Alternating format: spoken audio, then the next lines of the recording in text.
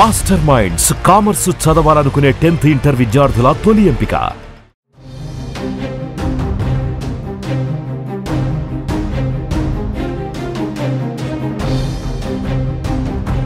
తెలంగాణలో వాతావరణం ఇప్పుడు ఏమాత్రం అర్థం కావడం లేదు. ఓవైపు వర్షాలు కురుస్తున్నట్టే ఉన్నా మరోవైపు ఎండలు దంచుకొడుతున్నాయి.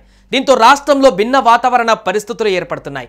ఈ నేపథ్యంలోనే రైతన్నలు వానల కోసం 1000 కళ్లతో ఆకాశం వైపు ఎదురు చూస్తున్నారు. ఈ క్రమంలోనే హైదరాబాద్ వాతావరణ కేంద్రం ఓ చల్లని కబురును తీసుకువచ్చింది. రానున్న 4 రోజుల పాటు తెలంగాణలో మళ్లీ వర్షాలు కురిసే అవకాశం ఉందని ప్రకటించింది. ఈ ప్రకటనతో రైతులు సంతోషం వ్యక్తం చేస్తున్నారు.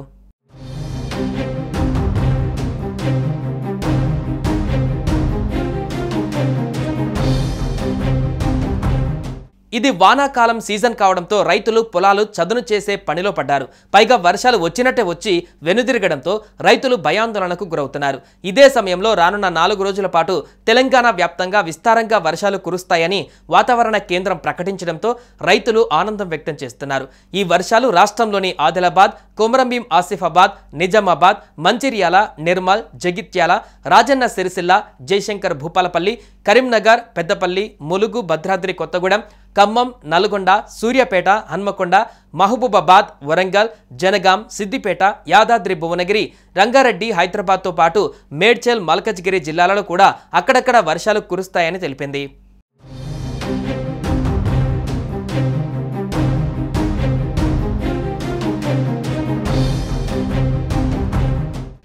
కేవలం ఈ జిల్లాలోనే కాకుండా మెదక్, వికారాబాద్, కామారెడ్డి, సంగారెడ్డి జిల్లాలలో అక్కడక్కడ కురిసే అవకాశం ఉందని వాతావరణ కేంద్రం ప్రకటించింది. ఈ ప్రభావం ఏపీలోని పలు ప్రాంతాలలో కూడా ఉండవచ్చని కూడా స్పష్టం చేసింది. ఈ ప్రభావంతో గంటకు 40 నుంచి 50 కిలోమీటర్ల వేగంతో ఈదురుగాలులతో వర్షం పడే ఛాన్స్ ఉందని తెలిపింది. ఈ మేరకు ఆయా జిల్లాలకు వాతావరణ కేంద్రం ఎల్లో అలర్ట్ జారీ చేసింది. రైతులు అలర్ట్గా ఉండాలని, వర్షాల సమయాలలో చెట్ల కింద ఉండకూడదని సూచించింది.